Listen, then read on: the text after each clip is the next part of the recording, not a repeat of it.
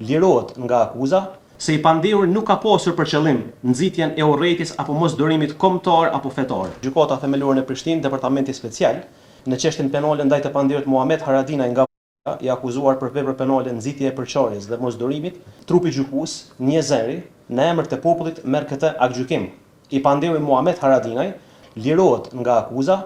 Trupi gjykues i gjykatës themelore në Prishtinë, Departamenti Special, kur vendosi si në dispozitiv të këtij aktgjykimi, sa i përket vendimit për fajësinë, gjykata u mbështet në provat e administruara në shqyrtim gjyqësor, dhe atë me theks të veçantë në dëshmitë e dëshmitarëve Fatos Berisha dhe Margareta Shaboni, si dhe në mbrojtjen e dhënë nga i pandehuri Muhamet Haradinaj.